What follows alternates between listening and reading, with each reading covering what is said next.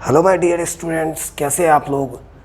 उम्मीद कर रहे हैं कि आप घर पे होंगे, सुरक्षित होंगे और आपका स्टडी कंटिन्यू होगा। आप अपने चैनल के सारे वीडियोस को आप सीक्वेंस में देख रहे होंगे ताकि आपका जो टॉपिक है ना वो 12 का वो लगातार सीक्वेंस में ख़त्म होता चला जाए। बीच में कुछ गैप था, कुछ कारण था, चूँकि ऑनलाइन के ढेर सारे प्लेटफॉर्म पे हैं हम लोग अभी, वहाँ भी ढेर सारे बच्चे जुड़े हुए हैं। बट प्रयास करते कि टाइम निकाल के कुछ वीडियोज़ आता रहे डेली, ताकि आप सारे चैप्टर्स को सीक्वेंस में कर सके, सारा क्वेश्चन आपसे सॉल्व हो सके, थ्योरीज को आप अच्छे से पढ़ें, नोट्स अच्छे से तैयार करें। उसी कड़ी में हम लोग लास्ट लेक्चर 12 का रिलेशन अभी एंड किया है। आज हम लोग फंक्शन के इंट्रोडक्शन को देखने वाले हैं। फंक्शन, और मैंने इससे पहले भी आपको बताया था कि फंक्शन एक ऐसा चैप्टर है ना जहाँ पे आप कैलकुलस को सही से अंडरस्टैंड करने के लिए, या यूँ बोलो कि कैलकुलस को अनलॉक करने के लिए, कैलकुलस को खोलने के लिए फंक्शन को जानना पड़ेगा। और ये फंक्शन कहीं ना कहीं इसका इनिशिएटिंग सेट से हो जाता है। आप सेट जानते हैं, सेट के बाद आप रिलेशन, उसके कार्टेशियन प्रोडक्ट को जानते हैं, फिर आप रिलेशन चैप्टर को जानते हैं, और इसी रिलेशन का स्पेशल टाइप है फंक्शन। रिलेशन का स्पेशल ब्रांच है फंक्शन। मतलब आप कहीं ना कहीं फंक्शन के स्पेशल सेक्शन को ही, रिलेशन के स्पेशल सेक्शन को ही फंक्शन बोलेंगे, यानी सारा फंक्शन रिलेशन ही है। तो अभी लास्ट हमने रिलेशन को एंड किया है, आज हम लोग इसके इंट्रोडक्शन को देखेंगे। सबसे पहले अगर हम लोग बात करें फंक्शन का, तो सबसे पहले हम इसको डिफ़ाइन कर लेते हैं। फंक्शन है क्या? फंक्शन को हम लोग सबसे पहले डिफ़ाइन करने वाले हैं। आपने रिलेशन चैप्टर को देखा है, थोड़ा सा कॉन्सेप्ट वहाँ से भी हम लोग गैदर करेंगे इस टॉपिक को जानने के लिए। एक्चुअल में अगर आप जब फंक्शन का अगर बात करोगे, चलो मैं इसको डिफ़ाइन कर देता हूँ, देखते रहिए इसको। सपोज कर लिया A and B are two non-empty set A और B दो सेट है। नॉन एम्प्टी का मतलब आप जानते होंगे, जिस सेट में एलिमेंट कुछ ना कुछ रहना ही चाहिए, एटलीस्ट एक एलिमेंट हो या दो एलिमेंट हो, ब्लैंक नहीं हो सकता है। तो नॉन एम्प्टी सेट है A और B। Then a function f from A to B। अगर कोई फंक्शन f A से B जाता है, इज अ रूल। फंक्शन एक रूल है, चला ध्यान में रखेंगे आप। Is a rule which relates, जो रिलेट करेगा, फंक्शन एक रूल है जो रिलेट करेगा। किसको रिलेट करेगा? ये मैं सामने लिख रहा हूँ। which relates all the elements of set A with unique element of set B। unique element of set B।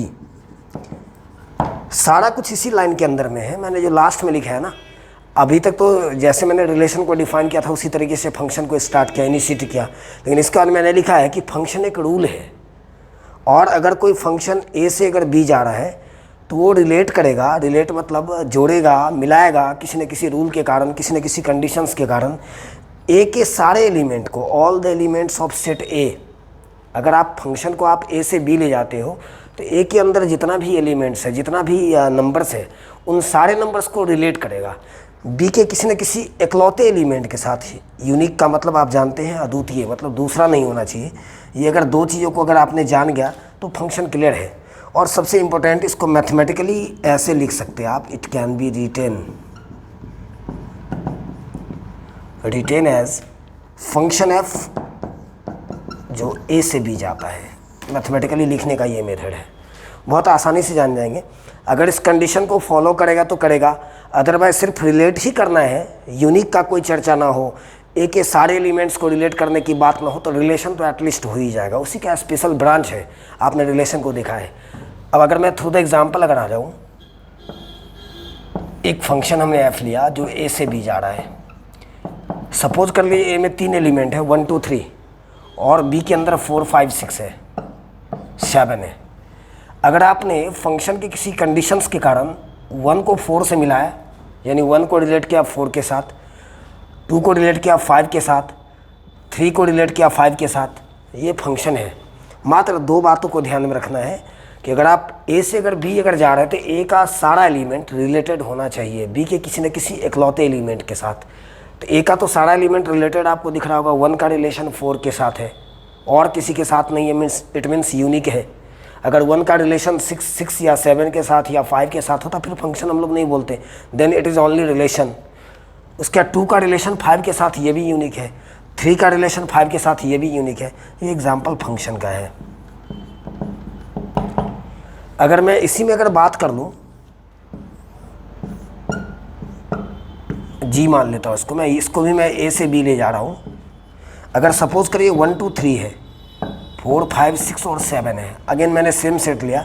1 का अगर मैं 1 को 4 से रिलेट कर दूँ, 2 को अगर 5 से रिलेट कर दूँ, 3 को अगर 6 और 3 को 7 से भी रिलेट कर दूँ, then it is not a function, it's only relation. Relation तो आप इसको भी बोलेंगे, बिकॉज ये बात आपके दिमाग में होना चाहिए, ये बात हमें नोट कर लेना है ना। Function is a special type, ये स्पेशल टाइप ऑफ रिलेशन, इस तरीके से आना है। बहुत आसानी से हम लोग जान सकते हैं, अगर कोई फंक्शन ए से अगर बी जा रहा है तो ए का सारा एलिमेंट बी के किसी न किसी इकलौते एलिमेंट के साथ रिलेटेड होना चाहिए, फिर आप इसको फंक्शन बोलोगे। और फंक्शन रिलेशन से ही इनिशिएट होकर के आया हुआ है। और मैंने बात किया कि फंक्शन को आप मैथमेटिकली कैसे लिखने वाले हैं। अब इसी में कुछ टर्मोलॉजी का बात कर लेते हैं, इंट्रोडक्शन है तो हर कुछ जानना पड़ेगा इसके बारे में। अगर मैं टर्मोलॉजी का अगर बात करूँ तो सबसे पहला टर्म ध्यान रखिए अब यहाँ से। चलो मैंने मैथमेटिकली अब इसको लिखना शुरू किया। सपोज कर लिया एक फंक्शन एफ है जो ए से बी जा रहा है। सपोज कर लीजिए आप एक फंक्शन एफ है जो ए से बी जा रहा है, और मैंने इसमें एज्यूम किया कि ए का कोई एलिमेंट एक्स है। एक्स चूँकि अननोन का बात हो रहा था, सिंगल एक एलिमेंट, इसको मैंने रिलेट किया बी के एलिमेंट वाई के साथ। तो आपको पता होना चाहिए इस टर्म को अलग अलग तरीके से, अलग अलग नाम से हम लोग जानते भी हैं, अलग अलग तरीके से इसको डिनोट कर सकते हैं। आपको पता होना चाहिए अगर एक्स के बारे में अगर कोई बात करे तो एक्स को हम लोग प्री इमेज के नाम से जानते हैं। एक्स प्री इमेज है वाई का, and the Y is the image of X. ये इमेज है, ये ध्यान में रखेंगे। इसी बात को मैं यहाँ क्लियर कर दूँ। Here y is image, y is the image of x under f। Under f बोलने का ये मतलब है ड्यू टू f, मतलब f एक रूल है, फंक्शन एक रूल है, वो किसी न किसी कंडीशंस के कारण ही x को y से रिलेट किया होगा, मतलब अंडर f लिखने का ये मतलब है। और इसको मैथमेटिकली एक्सप्रेस इस तरीके से करेंगे हम लोग, y इमेज है x का under f, it means y is equals to F X, y is equals to F X. ध्यान में रखेंगे प्री इमेज, इमेज। और मैंने इस बात को मैथमेटिकली कैसे लिखा है, चलिए एक थ्रू द न्यूमेरिकल एग्जांपल से आ जाते हैं। सपोज करिए एक फंक्शन है f जो a से b जा रहा है। a में अगर 1 2 3 4 ले लिया, यहाँ 5 6 7 8 और 9 है। अगर 1 का इमेज मैं 5 बना दूँ, अब आप इसको इमेज बोलना शुरू करेंगे। 2 का अगर इमेज 6 बना दूँ, 3 का 7 बना दूँ, 4 का 9 बना दूँ, ये फंक्शन है। इस बात को हम लोग ऐसे लिखने वाले हैं mathematically, f1 is equals to 5, means 5 image है 1 का due to f। f2 is equals to 6, f3 is equals to 7 and f4 is equals to 9। और आपको पता होना चाहिए, जैसे मैंने रिलेशन को लिखा है इन द टर्म्स ऑफ, जैसे आप रोस्टर फॉर्म में डाला है उसको, जहाँ पे एलिमेंट उसका लिस्टेड हो, तो इसको भी हम लोग सेट के फॉर्म में लिख सकते हैं, यानी फंक्शन को ऐसे भी लिख सकते हैं हम लोग। 1 का रिलेशन 5 के साथ, यानी f एक सेट है। जैसे रिलेशन भी एक सेट था ऑर्डर्ड पेयर का, रिलेशन भी एक सेट था, सेट ऑफ ऑर्डर्ड पेयर था वो। यहाँ फंक्शन उसी का ब्रांच है, तो क्लियर सी बात है सारा टर्म यहाँ आके लग जाना है। 1 5 2 6 3 7 4 9, आप इस तरीके से लिख सकते हो। ये इसका डेफिनेशन है। अब इसी में हम लोग कुछ बात कर लेते हैं डोमेन रेंज का, जो काफ़ी इंपॉर्टेंट सेक्शन है। हालांकि इसकी सेपरेट लेक्चर होगी जहाँ पे आप डोमेन और रेंज को निकालना सीखेंगे।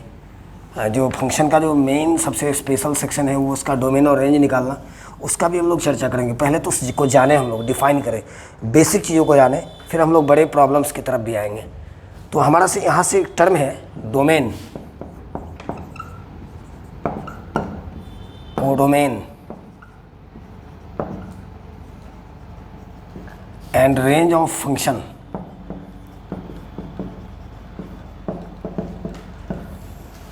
आप अगर डोमेन और रेंज, अगर ये दो चीज़ अगर फंक्शन का अगर आप जान रहे हैं तो मुझे लगता है कि फंक्शन की बहुत सारी चीज़ों का बहुत आसानी से आप क्लियर कर पाएंगे।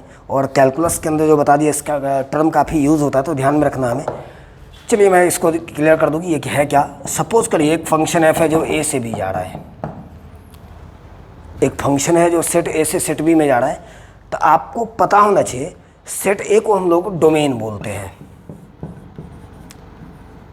मैंने रिलेशन टॉपिक के अंदर बताया था कि अगर आप रिलेशन को सेट ऑफ ऑर्डर्ड पेयर में लिखोगे, एक सेट बनाओगे उसमें ऑर्डर्ड पेयर लिखोगे, तो फर्स्ट एलिमेंट का जो ग्रुप होगा ना उसको डोमेन बोलते हैं। यहाँ भी सेम टर्मोलॉजी है। अब आप बोलोगे यहाँ पे चूंकि उसी का ब्रांच है वैसे क्या क्यों नहीं डिफाइन किया? यार फंक्शन भी तो रिलेशन का एक ब्रांच है, और फंक्शन का कंडीशन है कि अगर ए टू बी जा रहा है तो ए का सारा एलिमेंट रिलेशन में आना ही चाहिए। इट मीन्स अगर आप फंक्शन का सेट बनाओगे ऑर्डर पेयर का, तो सेट ए का सारा एलिमेंट फर्स्ट एलिमेंट बन के आएगा। तो क्लियर सी बात है, सेट ए को हम लोग डोमेन और सेट बी को कोडोमेन बोलेंगे।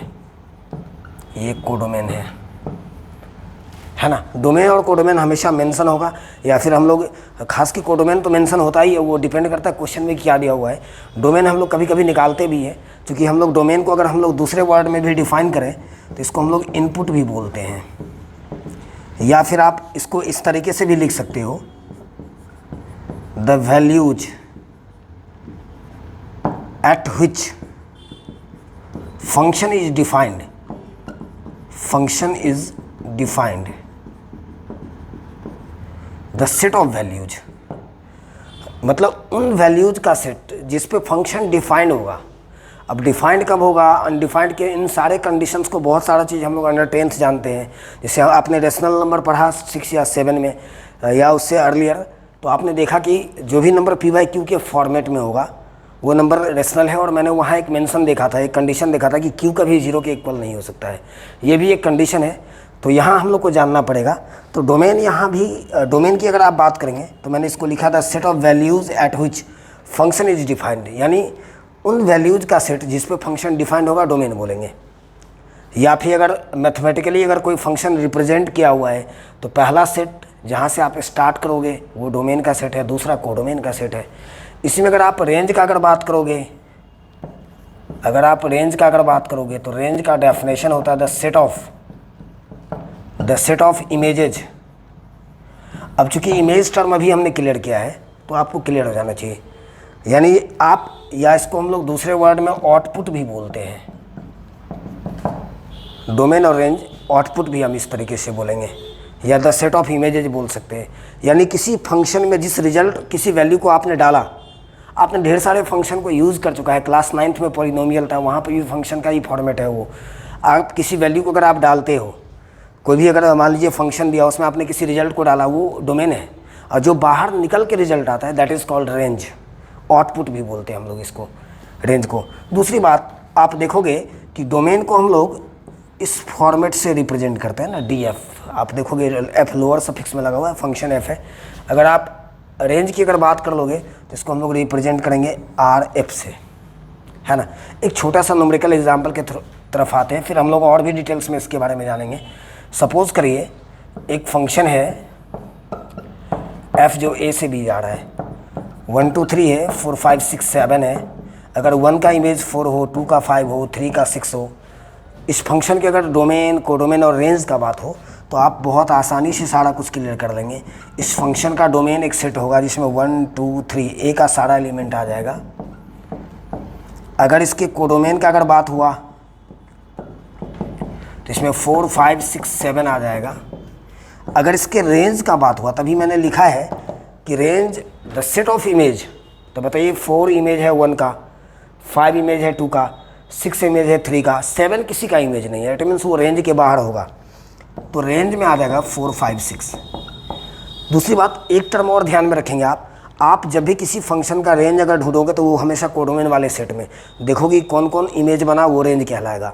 तो हम लोग एक टर्म और यहाँ से ध्यान में रखेंगे कि कोडोमेन, ऐसे ध्यान में रखेंगे, रेंज सबसेट होता है कोडोमेन का, रेंज सबसेट होगा कोडोमेन का, है ना। इस तरीके से ध्यान रखना है, तो बहुत आसानी से सारा टर्मोलॉजी हम लोग आसानी से क्लियर कर लेंगे। अब इसी को मैं थोड़ा सा और डिटेल्स में जाएंगे, नोट्स अच्छे से इस सब का प्रिपेयर हो जाना चाहिए, इन सारे टॉपिक्स का थोड़ा सा डिटेल्स में जाएंगे, क्योंकि हम लोग को मेनली फोकस करना है। बता दिया मैंने कोडोमेन का बात किया कि वो क्वेश्चन के थ्रू दिया रहेगा या क्वेश्चन में डिफाइंड रहेगा कोडोमेन, बाकी डोमेन और रेंज पे काफ़ी फोकस करना होता है हमें, क्योंकि हम किस वैल्यू को लगाएं फंक्शन में, क्या ऐसा कोई वैल्यू तो नहीं डाल दिया जिस पर अनडिफाइंड हो गया फंक्शन, वो डोमेन के अंदर नहीं आ सकता है। तो ढेर सारे प्रॉब्लम्स में आपको डोमेन और रेंज निकालना भी पड़ेगा। जनरली अगर आप बात करेंगे ना, मैंने अभी डोमेन और रेंज के लिए इनपुट और आउटपुट वर्ड यूज़ किया था। अगर सपोज करिए एक फंक्शन एफ है, आपने इसमें x डाला तो fx हो गया, इसी रिजल्ट को हम लोग y बोलेंगे। तो आपने जिस रिजल्ट को इस f में लगाया ना, ये डोमेन जो बाहर निकल के आता है, ये रेंज है ना। किसी वैल्यू को डालूंगे, न्यूमेरिकल एग्जांपल जैसे आपने fx = x², इस फंक्शन को आपने देखा होगा 11th के अंदर भी। सपोज करिए fx = x² है, ये एक फंक्शन है। अगर मैं इसके डोमेन में 4 लगा दूँ तो 4 का स्क्वायर 16, इसका मतलब ये इनपुट है, ये आउटपुट है, ये डोमेन और ये रेंज। तो क्या मैं इस फंक्शन में किस किस वैल्यू को रख सकता हूँ इस x के प्लेस पर, जैसे मैंने 4 डाल दिया 16 आ गया। आप इसमें किस किस रिजल्ट को डाल सकते हो, किस वैल्यूज़ को डाल सकते हो, वो सारा वैल्यूज़, उस सारे वैल्यूज़ के सेट को हम लोग डोमेन बोलने वाले हैं, और जो रिज़ल्ट बाहर निकल के आएगा वो रेंज होगा। तो बहुत आसानी से हम लोग आएंगे, इस पर भी काफ़ी फोकस करने वाले हैं इस टर्म पे। अब जो सबसे स्पेशल टर्म है इसके अंदर, graphical representation of function. Graphical representation of function, क्योंकि आप ढेर सारे ग्राफ्स का बात करोगे। अगर आपने 11th में भी थोड़ा सा फंक्शन है, अगर आपने वहाँ पढ़ा है तो कई सारे ग्राफ्स का वहाँ भी डिस्कशन हुआ है, चाहे वो मॉडुलस फंक्शन का ग्राफ हो, चाहे वो कांस्टेंट फंक्शन का ग्राफ हो, या फिर लीनियर फंक्शन का ग्राफ हो।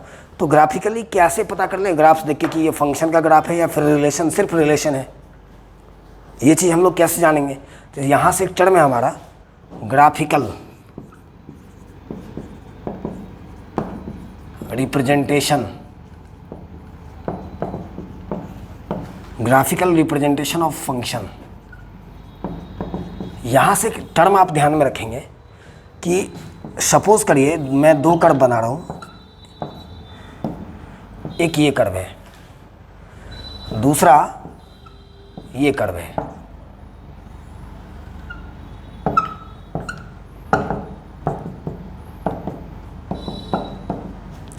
यहाँ भी x एक्सिस, x का निगेटिव, y का निगेटिव।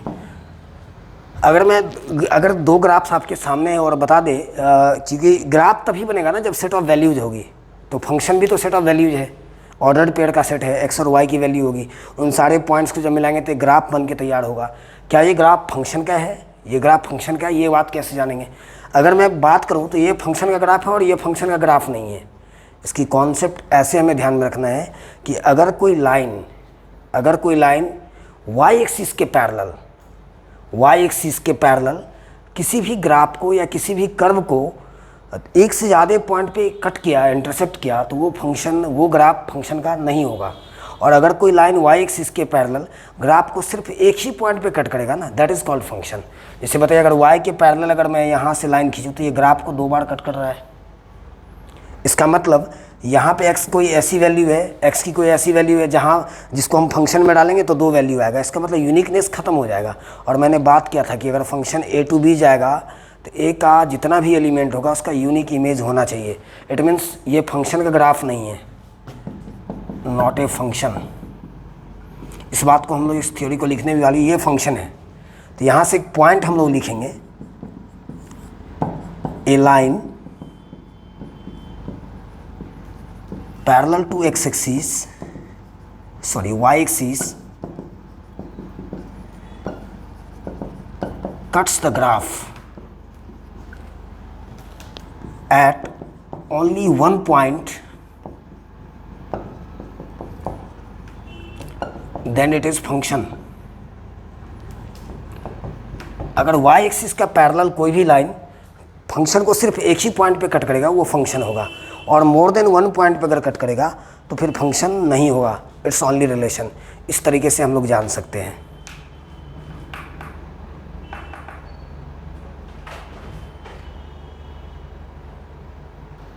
इस तरीके से आपने इंट्रोडक्शन देखा फंक्शन का, आप इसका नोट्स अच्छे से बनाएंगे। नेक्स्ट लेक्चर में हम लोग डोमेन ऑरिजिन में काफ़ी डिटेल्स में चर्चा करने वाले हैं। इसी तरीके से आप चैनल के सारे वीडियोस को सीक्वेंस में पढ़ते चले जाइए, सारे टॉपिक्स को आप अच्छे से क्लियर कर सकते हैं। हम लोग नेक्स्ट वीडियोज़ 11 से भी रिलेटेड कुछ टॉपिक को करने वाले हैं। स्टडी करिए, नोट्स बनाइए, और बस जो भी प्रॉब्लम हो आप कमेंट सेक्शन में डालिए, उसको ज़रूर हम देखेंगे, ज़रूर उस पर बात करेंगे। Thank you so much.